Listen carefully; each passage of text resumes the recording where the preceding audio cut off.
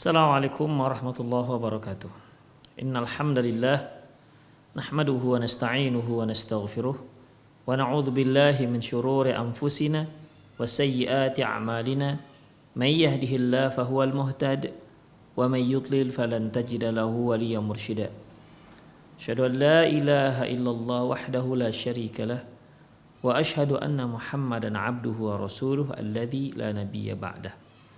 وقال الله سبحانه وتعالى يا أيها الذين آمنوا اتقوا الله حق تقاته ولا تموتن إلا وأنتم مسلمون يا أيها الذين آمنوا اتقوا الله وقولوا قولا سديدا يصلح لكم أعمالكم ويغفر لكم ذنوبكم ومن يطع الله ورسوله فقد فاز فوزا عظيما يا أيها الناس اتقوا ربكم الذي خلقكم من نفس واحدة وخلق منها زوجها وبث منهما رجالا كثيرا ونساء واتقوا الله الذي تساءلون به والأرحام إن الله كان عليكم رقيبا أما بعد إن أصدق الحديث كتاب الله وخير الهدي هدي محمد صلى الله عليه وسلم وشر الأمور محدثاتها وكل محدثة بدعة وكل بدعة ضلالة وكل ضلالة في النار. Kaum muslimin, kaum muslimat, para pemirsa Rosyad TV dimanapun Anda berada, alhamdulillah kembali kita berjumpa dalam kajian kitab yaitu Fiqh Tarbiyatil Abna yang ditulis oleh Syekh Mustafa Al-Adawi hafizahullah. Para pemirsa sekalian, di penghujung kajian yang lalu kita sudah bahas terkait dengan hak seorang anak, yaitu mendapatkan nama yang baik dari kedua orang tuanya. Dengan artian kalau kita balik bahwasanya orang tua wajib memberikan nama yang baik untuk anak-anaknya, wajib untuk memilihkan nama yang baik untuk anak-anaknya. Demikian ikhwah, a'azinallahu wa iyyakum. Dan sebagaimana yang telah dilakukan oleh para pendahulu kita, yaitu dan juga para orang-orang soleh sebelum diutusnya Nabi SAW, seperti keluarga Maryam yang orang tua mereka menamakan saudaranya Maryam dengan Harun. Mereka orang-orang mengatakan, bertanya kepada Maryam di saat dia datang membawa anak bayi, ya. Apa kata mereka? Ya ukhta Harun, wahai saudara Harun, maka ana abuki mura'a sau'i wa makanat ummuki baqiya. Wahai saudaranya Harun, saudarinya Harun, artinya Maryam itu punya saudara laki-laki namanya Harun. Wahai saudarinya Harun, maka ana abuki mura'a sau'i wa makanat ummuki baqiya. Tidaklah ayahmu itu orang jahat dan tidaklah ibumu sebagai seorang pelacur. Dan para sahabat pernah bertanya hal ini kepada Rasulullah SAW. Siapa ini abang atau adik laki-laki Maryam ini yang bernama Harun? Ternyata Harun yang di sini bukanlah Harun adik daripada Nabi Musa alaihissalam, bukan Harun Nabi, ya, bukan Harun Nabi yang diangkat sebagai wazir, yang diangkat sebagai pendamping Nabi Musa alaihissalam, dan dia juga diangkat sebagai nabi. Demikian ikhwah, Rasulullah SAW mengatakan bahwasanya innahum kanu yusammuna bi anbiya'ihim wa salihihim. Orang-orang terdahulu suka memberikan nama anaknya dengan nama-nama para nabi dan nama-nama orang soleh. Itu ikhwah. Dan demikian juga berlanjut hingga zaman Rasulullah Sallallahu Alaihi Wasallam, ya, berlanjut di mana para sahabat Rasulullah Sallallahu Alaihi Wasallam memberikan nama anak-anaknya dengan nama anak-anaknya dengan nama-nama yang soleh, seperti sabda beliau Sallallahu Alaihi Wasallam, walidali waladun barihah fasammaituhu bi abi Ibrahim. Bahwasanya anakku putraku lahir tadi malam dan aku beri nama dia dengan nama ayahku, yaitu Ibrahim. Demikian ikhwah azinallahu wa iyyakum. Ya, jadi demikianlah cara orang-orang soleh terdahulu memberikan nama pada anak-anaknya, sehingga tentunya harapan anak ini ya, anak ini memiliki karakter yang sama seperti si pemilik nama terdahulu. Demikian ikhwah. Ya, seperti Ali bin Abi Thalib radhiyallahu anhu. Ya, setelah Fatimah radhiyallahu anha putri Rasulullah SAW itu meninggal dunia, beliau ada menikah dengan beberapa orang wanita, dan di antara nama-nama yang beliau pilih untuk nama anaknya yaitu Abu Bakar, Umar dan Utsman. Demikian ikhwah. Sebagaimana yang telah kita singgung di kajian lalu bahwasanya Ali bin Abi Thalib hasil pernikahan beliau dengan Ummul Banin, salah seorang nama anaknya yaitu Utsman. Kemudian hasil pernikahan beliau dari Laila, istrinya beliau yang bernama Laila, beliau namakan anaknya dengan nama Abu Bakar. Demikian juga anak daripada Ummu Habibah, istri beliau Ummu Habibah, beliau namakan yaitu Umar. Jadi ikhwah, ya orang-orang soleh, ya orang-orang soleh. Demikian ikhwah rahimanallah wa iyyakum. Jadi dalam masalah ini begitulah ya at-tafa'ul. Artinya dengan nama yang soleh kita berharap semoga nama itu membawa kebaikan juga untuk si anak. Ya, kita berikan nama anak kita soleh, harapan kan agar anak kita menjadi seorang anak yang soleh, dan seorang nabi juga ada yang bernama Nabi soleh. Demikian ikhwah rahimanallah wa iyyakum. Sebagaimana yang telah kita bahas juga bahwasanya dari pemilihan nama untuk seorang anak kita bisa menilai orang tuanya. Ya. Misalnya nih, ada seorang anak dia misalnya 3 bersaudara. Yang satu nama anaknya misalnya Boy, yang satu lagi John, yang satu lagi apalah Trump misalnya. Dah, ini satu keluarga. Keluarga yang lain punya 3 anak laki-laki, yang satu namanya Abdullah, satu lagi namanya Abdurrahman, yang satu lagi namanya misalnya Umar misalnya. Dari pemilihan nama untuk anak-anak ini kita bisa kita sudah bisa mendapat gambaran awal bagaimana ayahnya, bagaimana orang tuanya. Makanya keluarga yang nama-nama yang syar'i, apalagi nama-nama yang dicintai oleh Allah Subhanahu wa taala seperti sabda Rasulullah SAW, ahabbul asma'illahi Abdullah Abdurrahman. Nama yang paling dicintai oleh Allah Subhanahu wa taala adalah Abdullah dan Abdurrahman. Demikian ikhwah. Ini kan menggambarkan begitulah tingkat religi orang tua si anak. Karena namanya nama religi, nama-nama syar'i. Dibandingkan seorang yang dia memberikan nama anak-anak yang ke barat-baratan.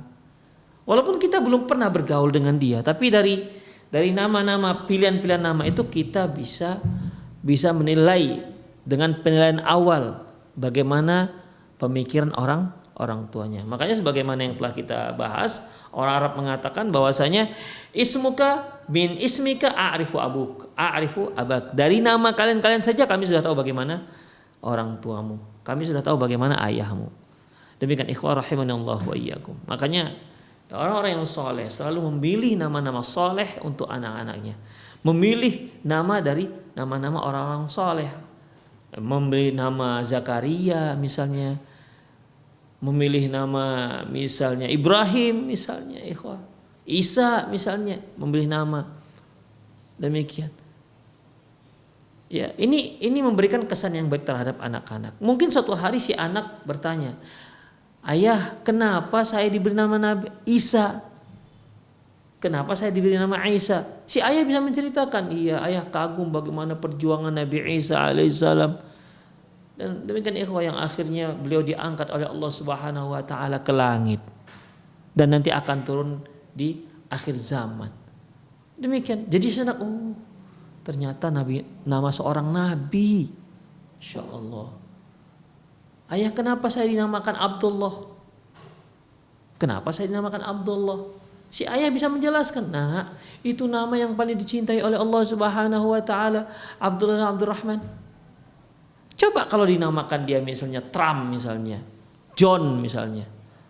Ya, kita nggak katakan nama John itu buruk, enggak. Tapi ketika seorang namakan John, tanya, dia seorang muslim. Anak ini seorang muslim. Kemudian dia dalam pendidikan agama misalnya, dia sedang pendidikan agama. Mungkin dia tanya juga, ya kenapa saya dinamakan John? Kenapa saya, atau diberi nama Hitler misalnya. Ya kan si anak pun menjadi minder, ikhwah. Kenapa lah ayahnya memberi namanya Hitler? Paling jelas-jelas seorang yang zalim. Tapi begitulah, ya. Paling tidak ada unsur kekecewaan pada diri si anak. Dan itu pun tergantung anaknya juga, ya. Tergantung anaknya juga. Ada yang mungkin merasa lebih bangga dia dengan nama-nama kebarat-baratan. Ada juga seorang anak itu merasa minder kalau namanya keislam-islaman. Alah, namanya Muhammad. Siapa namanya Ahmad. Sementara kawan-kawannya namanya nama barat-barat semua. Demikian ikhwah. Itu semua dari mana?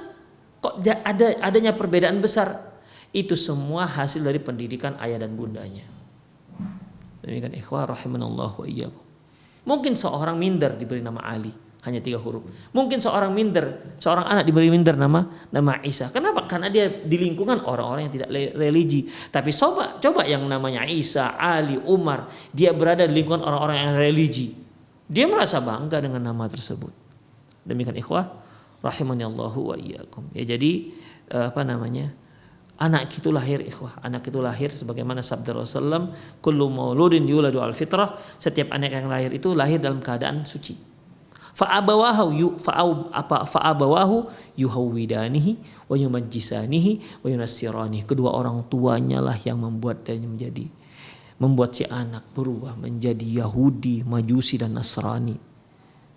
Dan perubahan pertama, pengotoran pertama yang dilakukan oleh orang tua terhadap si anak adalah memberinya nama-nama Yahudi dan nama-nama Nasrani.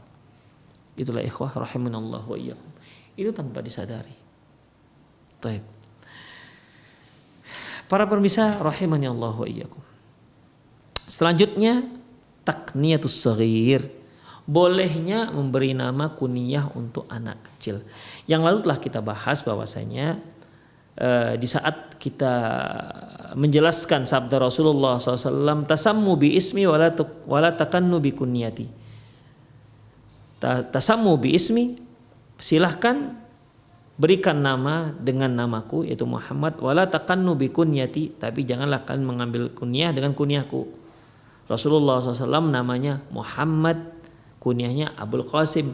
Kata Rasulullah, silahkan pakai nama Muhammad, berikan anak kalian dengan nama Muhammad, tapi jangan kunyahkan dengan kunyah Abul Qasim.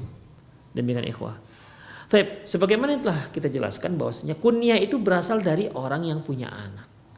Apabila seorang yang si A punya anak laki-laki misalnya 2, satu laki-laki satu perempuan, misalnya satu namanya Ali, satu lagi namanya Aisyah, maka kunyah dia diambil dari nama anak laki-laki yang paling tua. Demikian. Jadi dia Abu Ali jadinya, bukan Abu Aisyah. Demikian ikhwah rahimanallahu wa iyyakum. Lantas bagaimana kalau seorang anak, boleh nggak dia diberikan kunyah padahal dia belum punya anak, dia masih anak-anak, bagaimana mungkin dia punya anak? Demikian. Boleh nggak kita beri dia kunyah? Ikhwah, dalam Islam dibolehkan anak kecil diberikan kunyah. Wala ba'sa ayyadu awas-shaghira bikunyati. Enggak mengapa anak kecil dipanggil dengan kunyahnya. Wa antukannihi bikunyati dzakaran kana au unsa, yaitu kamu boleh memberikan dia kunyah baik anak kecil laki maupun perempuan. Fataqulahu, kamu katakan kepadanya ya Aba fulan, wahai Abu fulan, atau taqulaha ya umma fulan, ya umma fulan, wahai umma fulan. Faqad taqaddama anna an-nabiy sallallahu alaihi wasallam qala li akhi li Anas bin Malik, di akhin Anas bin Malik, bahwasanya Nabi SAW pernah berkata kepada adiknya Anas bin Malik yang waktu itu masih kecil dengan wa fi ba'di ruwat ahsibu annahu kana Fatiman, ya dalam beberapa riwayat menyebutkan dia itu baru saja disapih, berarti sekitar 2 tahun usianya. Jadi adik dari Pak Anas bin Malik ini masih kecil, dan Rasulullah memanggilnya dengan apa ikhwah? Ya Aba Umair, ma fa'alan nughir. Wahai Abu Umair, apa yang dilakukan oleh burung yang kecil. Jadi Abu Umair ini punya mainan yaitu seekor burung, ya, seekor burung kecil, nughir, ya. Suatu hari ketika Rasulullah SAW datang, beliau melihat adiknya Malik bin Anas ini radhiyallahu anhu nangisan sedih. Kemudian diberitahulah bahwasanya dia sedihnya dikarenakan burungnya mati, ya, burung mainannya mati. Lantas Rasulullah katakan sembari berkelakar terhadap anak kecil ini, ya Aba Umair, wahai Abu Umair, ma fa'alan nughir, apa yang dilakukan oleh si burung kecil ini, kok sampai kamu sedih begitu ya. Ya, begitulah ikhwan rahimanallahu ikum. Ini menunjukkan bahwasanya boleh kita memberikan kunyah kepada anak-anak walaupun dia sendiri belum punya anak. Wa qala li tiflatin yuqalu laha Ummu Khalid. Beliau juga pernah mengatakan kepada seorang anak perempuan yang masih kecil, waktu itu dia memakai baju, ya, baju. Lantas Rasulullah katakan, ya Umma Khalid, wahai Ummu Khalid, sana bagus kata Rasulullah. Wahai Ummu Khalid, ibunya Khalid, padahal dia masih kecil. Demikian ikhwah rahimanallahu. Jadi enggak masalah, boleh. Ya, anak kecil diberikan dipanggil dengan nama kunyah. Tentunya pilihlah kunyah yang baik. Sebagaimana orang dewasa, walaupun dia nggak punya anak, boleh dia diberi kunyah. Anak kecil saja boleh diberi kunyah, dia nggak punya anak. Apalagi orang dewasa yang nggak punya anak, tentu akan lebih pantas, ya, lebih layak untuk dipanggil dengan kunyah. Seperti Aisyah radhiyallahu anha yang nggak punya anak, beliau diberi kunyah, dipanggil dengan kunyah Ummu Abdillah. Abdillah ini keponakan kandung beliau. Kemudian jawazu qauli rajul li ghairi waladi ya bunayya. Bolehnya seorang itu berkata wahai anakku padahal dia bukan anaknya. Ya, bolehnya seorang mengatakan, memanggil seorang anak dengan kalimat anakku padahal dia bukan anaknya. Demikian ikhwah. Ini sekedar panggilan saja. Wa yajuzu lirajuli ayyada'u ghaira waladihi qailan lahu ya bunayya. Seorang laki-laki itu boleh memanggil anaknya dengan panggilan ya bunayya, wahai anakku. Lima warda fi sahih Muslim min hadis Anas radhiyallahu anhu, sebagaimana dalam hadis sahih Muslim dari Anas radhiyallahu anhu, qala, dia berkata, qala li Rasulullah SAW, berkata kepadaku Rasulullah SAW, ya bunayya, wahai anakku. Boleh, ikhwah. Ya, jadi ini tidak termasuk dalam larangan menisbatkan diri kepada orang yang bukan keturunannya atau yang bukan ayahnya. Mungkin para pemirsa masih mengingat bagaimana Allah Subhanahu wa taala melarang seorang menisbatkan dirinya kepada orang lain. Bahwasanya dia adalah ayahnya, misalnya seperti ayah angkat. Dan ini kejadiannya pernah pada zaman Rasulullah sallallahu alaihi wasallam. Rasulullah sallallahu alaihi wasallam punya anak angkat yang bernama Zaid. Saking sayangnya Rasulullah sallallahu alaihi wasallam, orang-orang menyebutkan dia Zaid bin Muhammad. Zaid bin itu anak, ya. Zaid bin Muhammad, Zaid anaknya Muhammad. Turunlah ayat larangan, nggak boleh menisbatkan diri kepada seseorang yang bukan anak atau bukan ayah. Ud'uuhum bi abaihim huwa aqsatu 'indallah fa illam ta'lamu abaahum fa ikhwanukum fid dini wa mawalikum. Panggil mereka, kata Allah, panggil mereka dengan nama ayahnya. Jadi kalau bin fulan anak, binnya ini harus bin kandung, ayah kandung, nggak bisa ayah tiri, nggak bisa ayah angkat. Panggil mereka dengan nama ayah mereka. Huwa aqsatu 'indallah, itu lebih adil di sisi Allah Subhanahu wa taala. Demikian ikhwah rahimanallahu wa ikum. Maka sejak itu kembali orang-orang memanggil Zaid binnya bin ayah kandungnya, tidak lagi bin Muhammad. Ya, Zaid bin Harithah. Sejak itulah terkenal kembali nama Zaid bin Harithah. Demikian ikhwah. Mungkin juga para pemirsa pernah mendengar ataupun membaca sabda Rasulullah SAW, barang siapa yang menyatakan seseorang itu ayahnya padahal dia bukan ayahnya dan dia tahu bukan ayahnya, faqad kafar, maka dia telah kafir. Jadi ini merupakan dosa besar. Nggak boleh kita menisbatkan diri kepada orang yang bukan ayahnya atau bukan anaknya. Demikian ikhwah. Jadi adapun ini ikhwah nggak termasuk dalam larangan itu. Ini hanya sekedar panggilan. Ya, ini sekedar panggilan. Seperti kita ikhwah di Indonesia, kita panggil orang lain yang lebih tua bapak, gitu kan. Bapak, seperti kita panggil orang tua kita panggil bapak. Demikian ikhwah. Kita panggil orang lain om, padahal dia bukan paman kita. Kita panggil orang lain yang lebih tua bang. Kita panggil orang lain yang lebih muda dek, adik misalnya.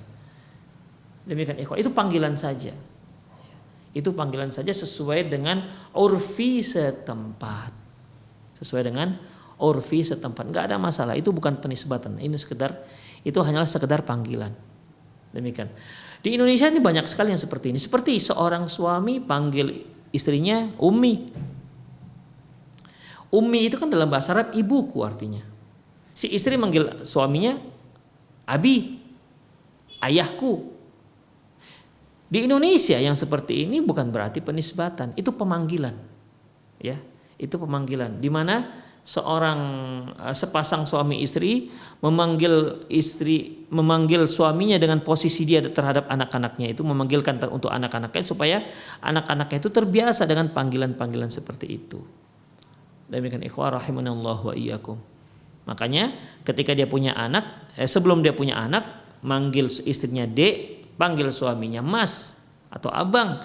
Ketika dia punya anak, berubah, yang si suami manggil umi, yang si istri manggil abi, atau kalau yang si suami manggil mama, yang manggil istri mama, yang si istri manggil suaminya papa. Ketika dia punya cucu, berubah lagi panggilannya. Yang si istri memanggil kakek, yang si suami manggil nenek. Demikian ikhwah, berubah. Itu semua bukan penisbatan, tapi itu semua panggilan. Dan juga tidak termasuk zihar. Demikian ikhwah rahimunallah. Itu merupakan urfi orang Indonesia, ya, yang mereka menggunakan kalimat bahasa Arab itu diindonesiakan. Kalimat bahasa Arab yang dipergunakan sebagaimana penggunaan dalam bahasa Indonesia. Demikian. Jadi bukan hakiki dalam bahasa Arab. Ummi itu panggilan saja, bukan berarti dia mengatakan engkau adalah ibuku seperti ibuku kandung, enggak begitu ikhwah. Ya, tidak seperti itu. Karena banyak dalam bahasa Indonesia ini diambil lafaznya dari bahasa Arab, tapi penggunaan dengan bahasa Indonesia. Seperti ta'jil misalnya. Ta'jil itu kan dari bahasa Arab. Ta'jil itu dari bahasa Arab. Ta'jil itu dalam bahasa Arab menyegerakan. Ya. Berbuka puasa itu kan disunnahkan untuk disegerakan, sebagaimana sabda Rasulullah SAW, la yazalu hadad din zahiran ma'ajjalu nasul fitr. Bahwasanya agama ini akan senantiasa jaya apabila orang-orang yang menyegerakan buka puasa, ma'ajjal fitr, at-ta'jil. Buka puasa itu sunnahnya disegerakan, bukan diperlambat. Taib. Kalimat ta'jil ini yang dari bahasa Arab ini diadopsi oleh orang Indonesia dan dipergunakan sesuai dengan penggunaan bahasa Indonesia. Jadilah takjil itu apa? Makanan untuk berbuka puasa. Bayangkan, yang takjil itu artinya asalnya adalah mempercepat dalam berbuka puasa terkait dengan waktu, berubah berubah dalam bahasa Indonesia penggunaannya menjadi apa? Menjadi makanan yang digunakan untuk yang disantap untuk buka puasa. Kan jauh beda ikhwah, padahal dari bahasa Arab. Demikian ikhwah. Dan ini banyak sekali penggunaan diambil dari bahasa Arab, tapi penggunaannya sesuai dengan orang Indonesia. Seperti halal bil halal misalnya. Ya. Kalimat halal bil halal ini kalau orang Indonesia ngerti. Kalau saya katakan pada waktu hari raya Idul Fitri, saya katakan kepada kawan-kawan, udah besok halal bil halal ya di rumah saya. Halal bil halal. Yang halal dengan yang halal. Kan begitu ikhwah. Itu nggak ada artinya dalam bahasa Arab, dengan yang halal dengan yang halal, nggak ada. Tapi orang Indonesia menggunakan bahasa ini, maknanya tahu, artinya yaitu datang ke rumah saya makan-makan, kita itu artinya. Orang Arab sendiri nggak gunakan halal bil halal, padahal halal bahasa Arab bil, ba itu huruf jar, halal juga bahasa Arab. Demikian ikhwah rahimanallah. Ya. Nah, demikian. Jadi itu hanyalah panggilan seperti ini. Apalagi di sini ada hadisnya Rasulullah SAW mengatakan ya bunayya, wahai anakku. Ya, wahai anakku, bukan berarti beliau menisbatkan bahwa ini adalah anak kandungku, bukan. Itu hanyalah sebagai panggilan. Demikian ikhwah. Kecuali kalau dia katakan dia adalah anak kandungku, baru itu haram ikhwah. Ya, barulah itu haram. Demikian ikhwah. Apalagi di Indonesia ini banyak sekali menggunakan kalimat anakku. Kalau daerah Karo, ya, itu sering mereka menggunakan bahasa halus, mereka sering menggunakan anakku. Jangan begitulah anakku sayang, misalnya kalau misalnya mereka lagi berjual beli, itu ada sayang, disayang-sayangkan. Jangan begitulah anakku sayang. Demikian, bukan berarti anak kandung dia. Demikian ikhwah rahimanallah wa iyyakum. Jadi dalam masalah ini tidak apa-apa kita memanggil yang lebih kecil, ya bunayya, wahai ananda, wahai anakku, boleh. Sebagaimana yang disebutkan dalam hadis ini. Ini menunjukkan kedekatan dia dengan anak yang dia panggil. Kemudian ikhwah rahimanallahu wa iyyakum. Al-aqiqatu 'anil maulud. Akikah untuk anak yang baru lahir. Yustahabbu laka wa yusannu an ta'aqa 'ala waladik bi aqiqatin tadhbahu anha yaumas sabi'. Disunnahkan agar kamu melaksanakan akikah yang kamu sembelih di hari ketujuh. Lima akhrajahu Abu Dawud fi sunanihi min hadisi Samurah bin Jundub. Berdasarkan hadis yang diriwayatkan oleh Imam Abu Dawud dalam kitab sunannya dari hadis Samurah bin Jundub anna Rasulullah SAW qala, bahwasanya Rasulullah SAW bersabda, kullu gulamin rahinatun bi aqiqati. Setiap anak itu tergadai dengan akikahnya. Tudbahu anhu yauma sabi'i, yang disembelih di hari yang ketujuh. Wa yuhlaku dan di hari ketujuh itu juga dicukur rambutnya. Wa yusamma, dan diberi nama di hari yang ketujuh. Demikian ikhwah rahimanallah wa iyyakum. Ini sebagaimana yang pernah kita bahas di dalam kajian fatwa seputar anak, di mana disunnahkan untuk memberikan nama di hari yang ketujuh. Ya. Bagaimana dengan hari pertama? Juga dibolehkan. Karena Rasulullah SAW pernah mengatakan, bersabda, wulidali gulamun barihah. Tadi malam anak laki-lakiku lahir, fasammaituhu bi ismi abi, maka aku namakan dia dengan nama ayahku Ibrahim, yaitu Ibrahim. Itu di hari pertama dia lahir. Demikian ikhwah. Demikian juga ibunya Maryam alaihissalam, ketika dia melahirkan, apa katanya? Wa inni samaituha Maryam. Dalam ayat disebutkan, Rabbi inni nadartu laka ma fi batni muharran fataqabbal minni innaka antas samiul alim. Falamma wada'atha qalat rabbi inni wada'tuha untha. Ketika dia melahirkan, dia berkatakan, wahai Allah, aku melahirkan seorang anak perempuan. Wallahu a'lamu bima wada'at. Allah itu lebih tahu tentang apa yang dia lahirkan. Walaysa dzakaru kal unsa. Tentu beda antara laki-laki dengan perempuan. Wa inni sammaituha Maryam, dan aku namakan dia Maryam. Wa inni u'idzuha bika wa dzurriyyataha minasyaitonir rajim, dan aku mohon perlindungan darimu untuk dia dan anak keturunannya dari gangguan setan yang terkutuk. Itu di hari yang pertama. Baik dari Al-Qur'an maupun dari hadis, itu di hari pertama. Demikian ikhwah rahimanallahu wa iyyakum. Lantas gimana dengan mengkompromikan beberapa hadis ini? Imam Al-Bukhari rahimahullah, beliau memberikan mengkompromikan hadis-hadis ini antara pemberian nama di hari yang pertama dan di hari yang ketujuh. Beliau mengatakan apabila seorang itu belum berniat untuk mengakikahkan anaknya, belum niat di sini bisa jadi dikarenakan memang belum punya dana. Ya. Dia belum punya dana, maka dia boleh memberikan nama anaknya di hari pertama dia lahir. Namun apabila dia ada niat untuk mengakikahkan, maka silakan tabalkan namanya di hari yang ketujuh, sebagaimana yang disebutkan dalam hadis kullu gulamin rahinatun bi aqiqatih. Semua anak itu tergadai dengan akikahnya. Tudbah yauma sabi'ihi, yang disembelih di hari yang ketujuh. Wa yusamma wa yuhlak, dicukur kepalanya, wa yusamma, dan diberikan hari-hari yang ketujuh.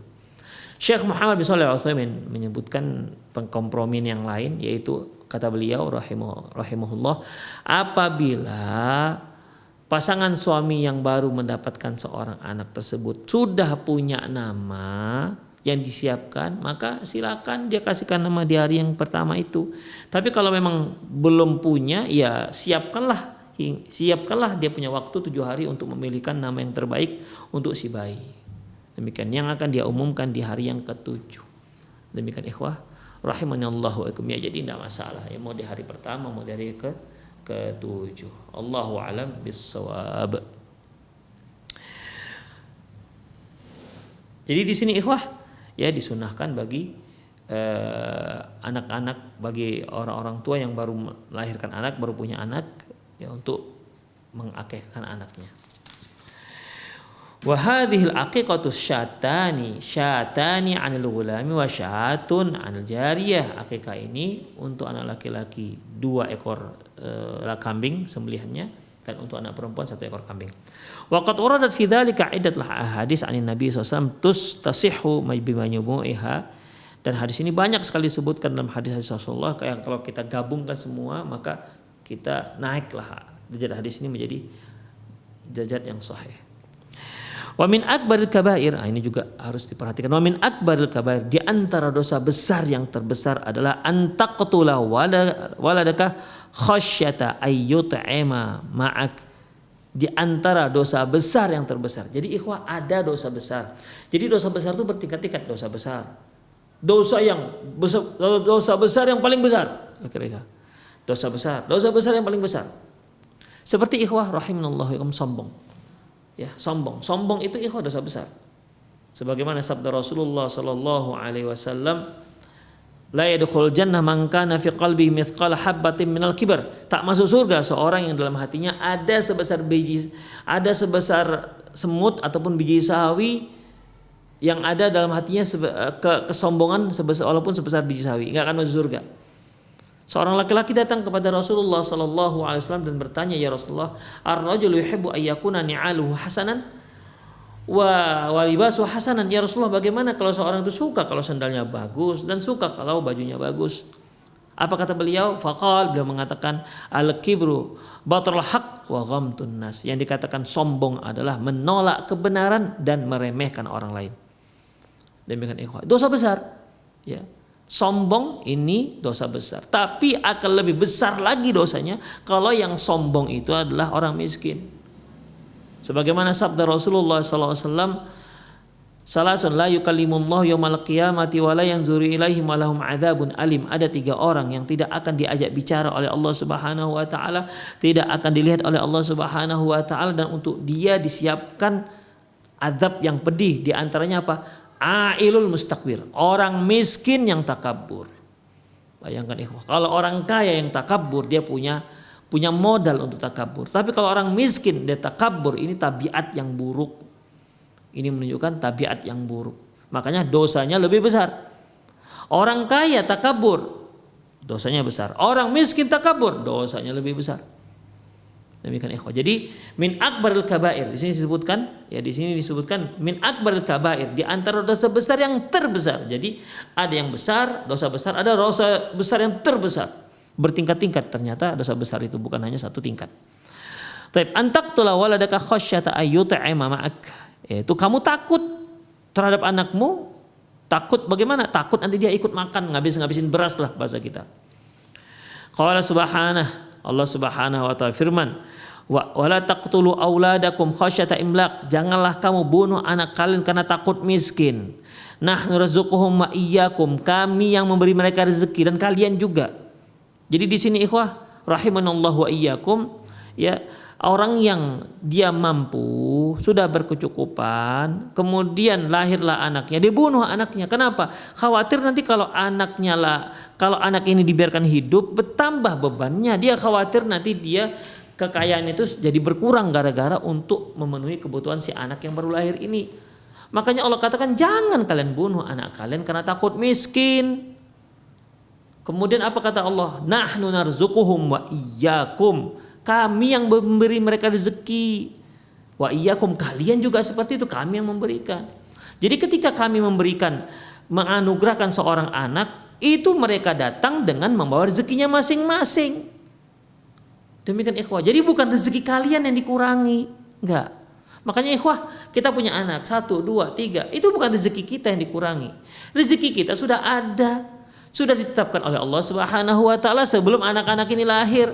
Sementara anak-anak ini lahir datang membawa ketetapan rezeki masing-masing. Demikian ikhwah. Jadi kalau kalian membunuh anak gara-gara takut miskin, loh berarti kalian itu menzolimi mereka. Sudah menzolimi mereka, berburu sangka kepada Allah Subhanahu wa taala. Allah katakan masing-masing kita ada rezeki, masing-masing kita punya rezeki masing-masing, nggak akan berkurang. Demikian, yang menjadi rezeki kita nggak akan terluput dari kita. Yang menjadi rezeki orang nggak akan nyasar ke kita. Itulah namanya rezeki. Demikian juga anak-anak kita. Anak kita itu lahir sudah ada rezekinya. Sebagaimana dalam sebuah hadis di 40 hari yang ketiga, summa yakunu mudghatan misla dzalik, kemudian segumpal darah 40 hari yang ketiga. Kemudian fayursalu ilaihil malak, diutuslah malaikat. Diutus malaikat, fayuktabu bi arba'i kalimat. Ditetapkanlah untuk dia empat perkara. Di antaranya bikat bi rizqihi, dituliskan di situ rezekinya bagaimana. Demikian ikhwah. Jadi walaupun kita yang pergi membeli beras, beras yang kita bawa itu yang akan dimakan oleh anak-anak kita itu di dalam beras itu sudah ada rezeki mereka. Bukan berarti gara-gara anak kita menambah berarti beras ini berkurang gara-gara dia nambah. Dia nggak ada pun anak ini beras nggak akan berkurang. Beras itu akan ada sesuai dengan ketetapan rezeki kita masing-masing. Jadi kalau misalnya kita katakan sajalah bahwasanya masing-masing anak bawa rezeki 1 kilo misalnya, ya. Ayah bunda 2 kilo, punya anak 1, bakal ada 3 kilo, punya anak 2, bakal 3 kilo. Kenapa? Masing-masing bawa rezeki. Demikian ikhwah rahimanallahu wa iyyyakum. Jadi sangat tidak layak kalau kalian bunuh itu anak, la ilaha illallah. Ya. Wala taqtulu auladakum khasyata imlaq. Jangan kalian bunuh anak-anak kalian karena takut miskin. Nahnu narzuquhum, itu kami yang memberi mereka rezeki loh, bukan kalian. Wa iyyakum, dan kalian juga seperti itu. Ya. Inna qatlahum kana khata'an kabira. Sungguh membunuh ini merupakan kesalahan, kekeliruan yang sangat besar, dosa yang sangat besar. Al-Isra ayat 31. Wa qad qala ta'ala, Allah Subhanahu wa ta'ala firman, qul ta'alu atlu ma harrama rabbukum 'alaikum. Marilah kemari, ya. Aku akan bacakan kepada kalian apa saja yang diharamkan oleh Allah kepada kalian. Allah tusyriku bihi syai'a. Jangan kalian mensekutukan Allah dengan apapun. Wabil walidaini ihsana, dan berbakti kepada kedua orang tua. Wala taqtulu auladakum min imlaqin. Janganlah kalian membunuh anak kalian min imlaqin, ya, karena kemiskinan. Nahnu narzuqukum wa iyyakum. Kami yang memberi kalian rezeki dan mereka juga. Jadi di sini wala taqtulu auladakum min imlaqin. Janganlah kalian membunuh anak-anak kalian karena kemiskinan. Jadi untuk yang kedua ini ikhwah, mereka itu orang miskin, ya, mereka itu orang miskin. Bertambah anak, takut miskinlah mereka. Kami itu sudah miskin, nambah lagi anak, bukan ini akan menjadi beban, kami aja kurang, nambah lagi 1 anak, ya bertambah lagi, maka akhirnya dibunuhlah si anak ini. Kalau yang pertama tadi khasyata imlaqin, wala la taqtulu auladakum khasyata imlaq. Janganlah kalian membunuh anak kalian karena takut miskin. Artinya dia orang yang berkecukupan. Ya, dia orang yang berkecukupan tapi tega membunuh anaknya karena takut jatuh miskin. Gara-gara dikhawatirkan dengan adanya anak. Kalau yang kedua ini, la taqtulu auladakum min imlaqin. Janganlah kalian bunuh anak-anak kalian karena kemiskinan. Artinya dia sudah miskin. Takut semakin ambruk, semakin miskin. Demikian, dia sudah berkekurangan, kekurangan. Punya anak lagi, khawatir akan bertambah kurang. Demikian ikhwah. Ya, jadi beda yang pertama tadi dengan yang kedua. Baik. Akhirnya apa? Ketika istri melahirkan dibunuh. Aduh, gimana ini? Kalau dia lahir kita aja kurang, masa lahir lagi bakal bertambah kurang. Demikian ikhwah. Makanya ikhwah, interestnya ataupun titik penekanan dari ayat untuk yang pertama yang takut miskin tadi, dia usah berkecukupan, takut miskin. Karena takut miskin dia bunuh anaknya. Allah katakan nahnu narzuquhum, kami yang memberi mereka rezeki, wa iyyakum, dan juga kalian. Untuk yang kedua, mereka yang miskin dibunuhnya anaknya karena takut jadi beban bertambah. Apa kata Allah? Nahnu narzuqukum, yang memberi kalian rezeki kami, kata Allah. Karena mereka takut dengan kondisi mereka. Wa iyyahum, dan mereka juga. Demikian ikhwah rahimanallah wa iyyakum. Al-An'am ayat 151. Wa fi sahihain min hadis bin Mas'ud radhiyallahu anhu qala sa'altu an-nabiy sallallahu alaihi wasallam ayu dzambin a'zam indallah. Aku pernah bertanya kepada Rasulullah sallallahu alaihi wasallam, dosa apakah yang paling besar? Qala anta ja'ala lillahi niddan wa huwa khalaqak. Yang paling besar, dosa yang paling dahsyat, paling besar adalah engkau menjadikan Allah tandingan. Engkau jadikan sesembahan sebagai tandingan Allah Subhanahu wa taala. Wa huwa khalaqak, padahal dia menciptakan kamu. Cobalah ikhwah, ini kan sebentuk kebodohan dan kezaliman. Coba perhatikan. Kita tahu Allah Subhanahu wa taala yang menghidupkan kita. Allah Subhanahu wa taala yang memberi kita rezeki. Allah Subhanahu wa taala Allah Subhanahu wa taala juga yang mengatur kita dan seluruhnya dan menciptakan kita.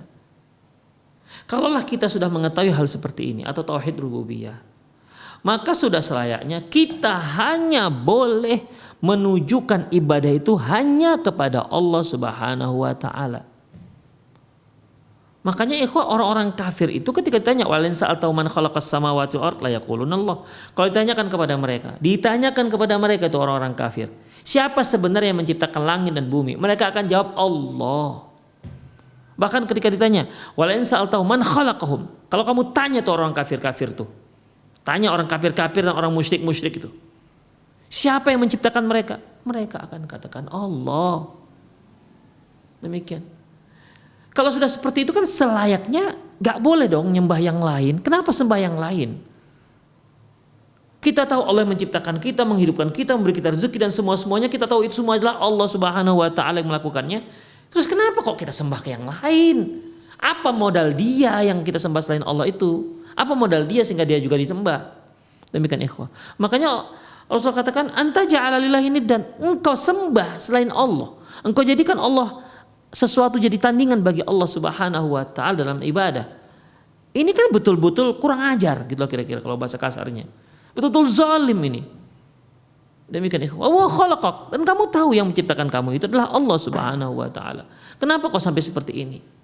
Kalau kamu menyembah yang lain selain Allah, apa modal dia sebenarnya sehingga dia harus disembah juga? Demikian ikhwah.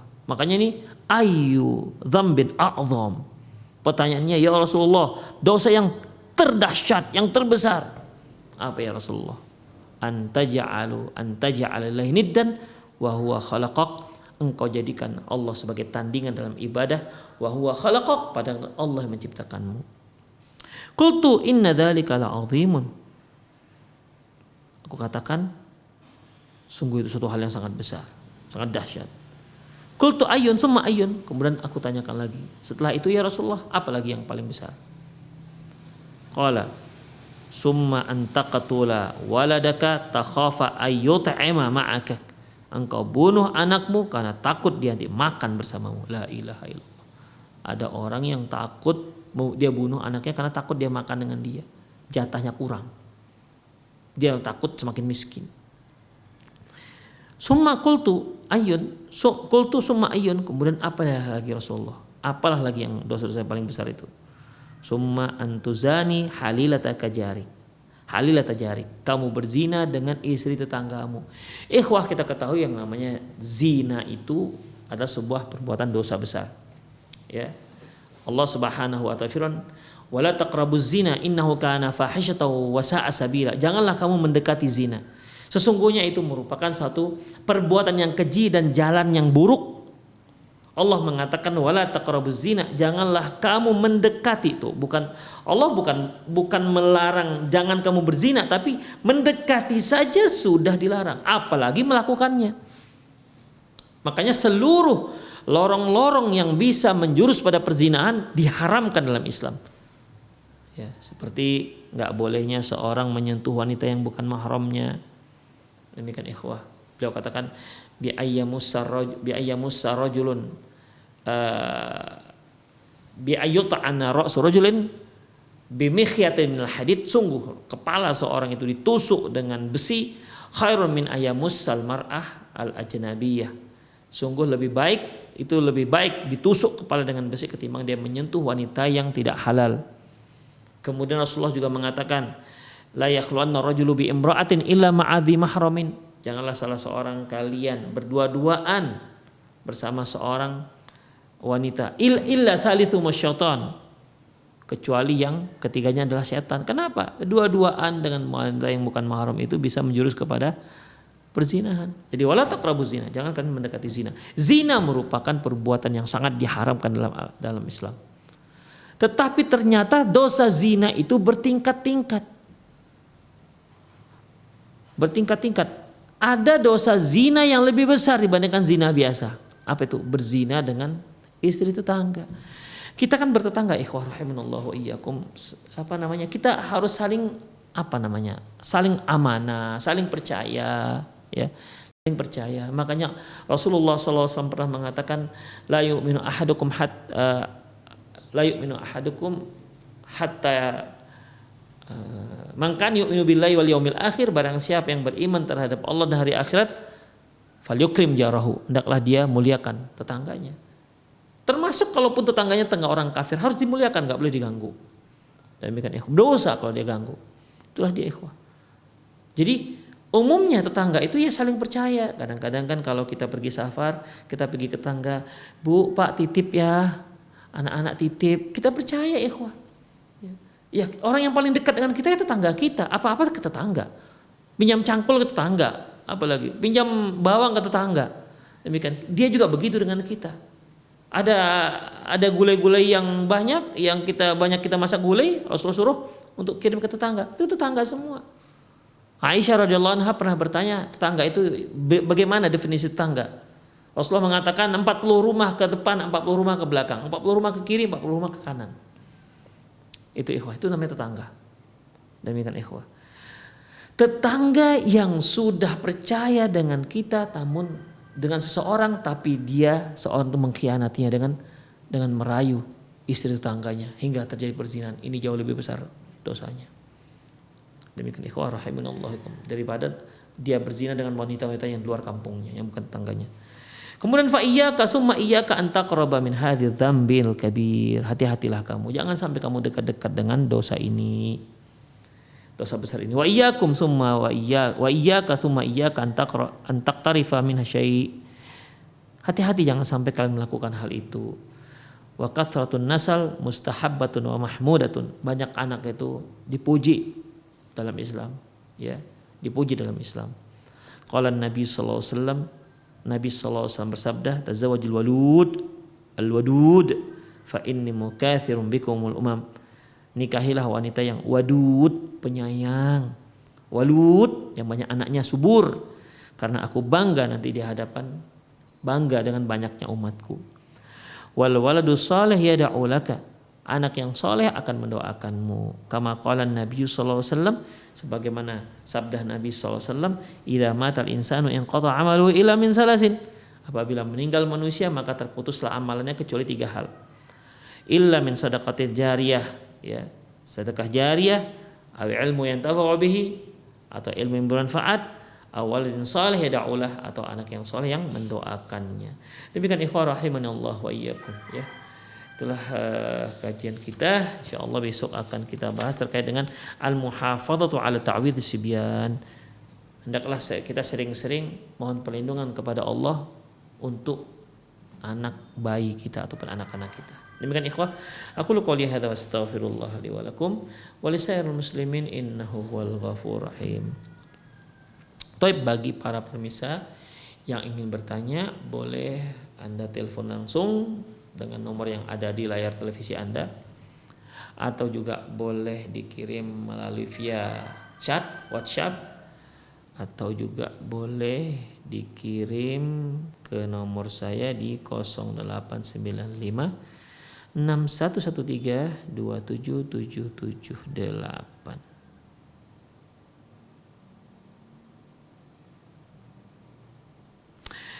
Bismillah, afwan Ustadz, ana mau bertanya, tafadhol. Ana menulis zikir pagi petang di kertas dan ditempelkan di dinding dekat area sholat dengan tujuan ketika selesai sholat subuh dan asar langsung ambil dan bacanya karena belum hafal. Itu gimana Ustadz? Jazakumullah khairan. Boleh, ya boleh. Karena zikir pagi sore itu tidak harus kita hafal. Kita baca, ia mau dihafal Masya Allah, karena kalau dihafal kan berarti kemana-mana kita bisa zikir pagi dan sore. Kalau nggak hafal, nanti ketika kita pindah sholatnya tempat lain karena nggak hafal, akhirnya nggak zikir pagi sore. Tapi kalau yang seperti ini boleh, ikhwah rahimanallahu wa iyyakum, ya boleh membaca zikir pagi sore dengan cara membaca, dibolehkan. Apalagi biasanya dengan membaca itu lebih fokus, ya. Itu lebih fokus. Terkadang ikhwah kalau kita baca zikir pagi sore ini dengan hafal, ya nanti dia melayang-layang. Pikiran kita nggak konsentrasi melayang. Kemana tadi itu? Balik lagi begitu. Kadang-kadang hafalan yang satu masuk ke hafalan yang berikutnya. Demikian ikhwah rahimanallahu wa iyyakum. Akhirnya zikir pagi sore itu yang bisa kita baca seluruhnya lengkap 15 menit. Akhirnya menjadi semakin lama. Kenapa? Plus melamunnya, plus ngantuknya, banyak plus-plusnya lah, sehingga nggak selesai-selesai.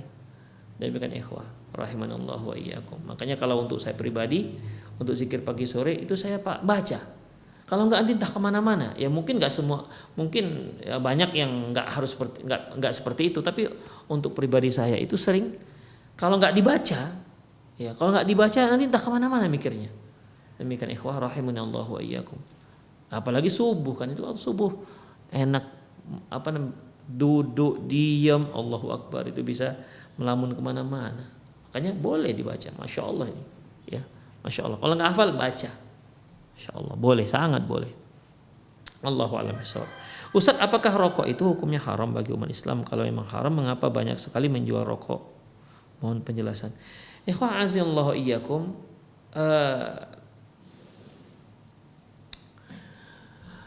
Allah Subhanahu wa taala ketika mengharamkan sesuatu, pastilah hal itu bermudarat untuk manusia. Ya, ketika mengharamkan sesuatu, maka itu pasti bermudarat bagi manusia. Makanya dalam firman Allah Subhanahu wa taala, Allah berfirman, yas'alunaka 'anil khamri wal maisir. Mereka bertanya kepadamu ya Muhammad tentang khamr dan tentang judi. Apa jawabannya? Qul, katakan ya Muhammad, qul fihi ma itsmun kabir, katakan di dalam judi dan khamr itu ada dosa besar. Wa manafi'u linnas, ada manfaatnya juga. Ya. Judi itu ada manfaatnya, minum khamr juga ada manfaatnya. Tetapi dosanya lebih besar. Wa itsmuhuma akbaru min nafi'ihima. Dibandingkan manfaatnya, dosanya lebih besar dibandingkan manfaatnya. Demikian ikhwah. Yas'alunaka 'anil khamri wal maisir qul fihi ma itsmun kabir wa manafi'u linnas. Pada judi dan khamr itu ada manfaatnya bagi manusia dan ada juga mudaratnya bagi manusia, tapi wa itsmuhuma akbaru min naf'ihima. Dosanya lebih besar ketimbang manfaatnya. Maka sesuatu yang apabila mudaratnya lebih besar, maka kita harus jauhi apa saja mudaratnya lebih besar. Demikian ikhwah rahimanallahu wa iyyakum. Ya. Apa saja yang mudaratnya lebih besar dibandingkan manfaatnya, maka hukumnya sama seperti judi dan khamar. Baik, kita kembali kepada rokok. Apakah rokok itu haram atau makruh? Nah, tinggal kita analisa. Pertama, analisalah ke para ahli kesehatan. Itu rokok itu apa manfaatnya? Rokok tak ada manfaatnya. Ya, tak ada manfaatnya ikhwah rahimanallahu wa iyyakum. Mudaratnya jangan tanya, hadis wala haraj. Ceritakan, enggak usah tutup-tutupi. Banyak sekali kemudaratannya yang namanya merokok. Bukti mudaratnya ikhwah. Bukti mudaratnya, pabrik rokok tidak berkeberatan di setiap bungkus rokoknya disebutkan adanya ucapan rokok membunuhmu. Gak berkeberatan mereka. Ya. Kalau Anda jual bakso misalnya, tulis di styling di depan itu, bakso ini membunuh Anda, kira-kira ada nggak orang yang mau beli? Kira-kira atau ada yang nempelkan itu di styling tempat Anda jualan, marah nggak? Bakso ini membunuh Anda, marah kan? Tapi semua pabrik rokok di Indonesia sangat rela tak mempermasalahkan kalau dibuat aturan dalam setiap bungkus ada ucapan rokok membunuhmu. Demikian ikhwah rahimanallah wa iyyakum. Itu tandanya mereka ya setuju bahwasanya rokok itu berbahaya.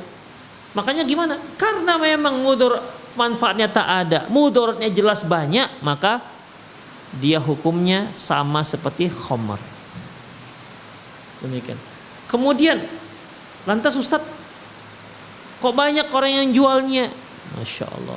Kalau yang banyak menjualnya itu tidak bisa dijadikan sebagai hukum halal dan haram. Di luar negeri saja banyak orang yang menjual khamar.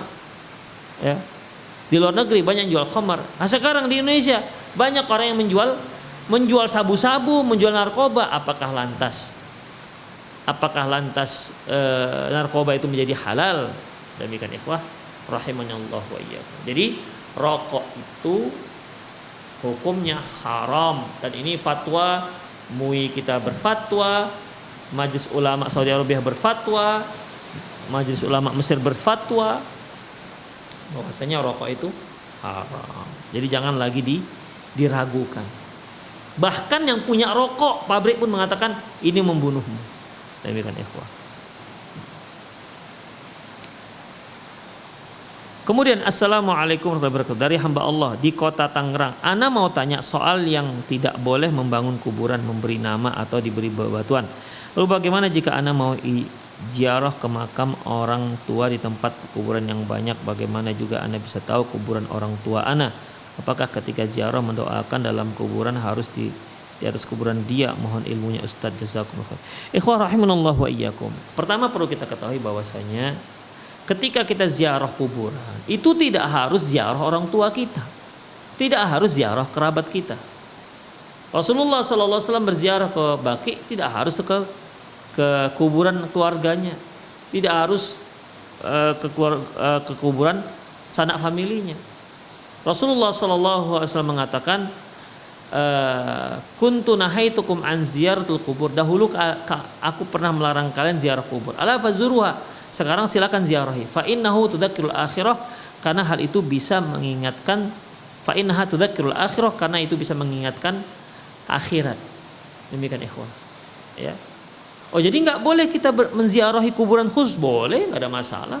Aisyah radhiyallahu anha pernah ketika dia berpapasan dengan seseorang, tanya, dari mana ya Ummul Mukminin? Dari kuburan, ternyata dari kuburan saudara laki-lakinya, Abdullah bin Abu Bakar atau Abdurrahman bin Abu Bakar. Boleh, silahkan. Ya, dia ziarah waktu itu. Demikian ikhwah rahimanallah. Jadi bagaimana kita tahu Ustaz? Ya. Kalau kita ingin tahu, cukup kita berikan tanda-tanda yang dibolehkan. Apakah batu lah namanya? Kan batu kan nggak sama. Kita tandainlah batu itu. Demikian. Ya. Makanya ikhwah rahimanallah wa iyyakum, kalau kita sering berziarah kita bisa tandain. Yang nggak tanda kita itu kan kalau ziarahnya 3 tahun sekali, 5 tahun sekali. Demikian ikhwah. Wong anak kita yang kembar lama orang nggak tahu apa bedanya, kita bisa tahu. Apalagi kalau kuburan yang jelas sangat berbeda-beda yang satu dengan yang lainnya. Apalagi di Indonesia. Ya, apalagi di Indonesia. Di Baqi ikhwah, di Baqi itu orang-orang masih bisa menandai kuburannya di sini. Mereka kira-kira masih bisa. Padahal itu sama semua. Itu menunjukkan bahwasanya kalau kita ziarah tidak harus tempat orang tua kita. Terus gimana Ustaz mendoakannya? Mendoakan dari rumah kan bisa. Demikian ikhwah. Mendoakan saja masuk di kuburan itu. Kalau memang mau mendoakan mereka, ya kan boleh. Kan doanya tahu. Allah kan tahu siapa yang didoakan. Tidak harus berada di dekat kuburan orang tua kita. Demikian ikhwah rahimani Allah wa iyyakum. Tapi itu saja kajian kita pada sore hari ini. Semoga apa yang kita bahas bermanfaat. Lebih kurang mohon maaf, aku qouli hadza wastaghfirullah li wa lakum wa lisal muslimin innahu wal ghafurur rahim. Kita akhiri dengan doa kafatul majlis. Subhanakallahumma wa bihamdik asyhadu an la ilaha illa anta astaghfiruka wa atubu ilaik. Wa sallallahu ala nabiyina Muhammad wa ala alihi wa ashabi ajma'in wa akhiru da'wana alhamdulillahirabbil alamin. Assalamualaikum warahmatullahi wabarakatuh.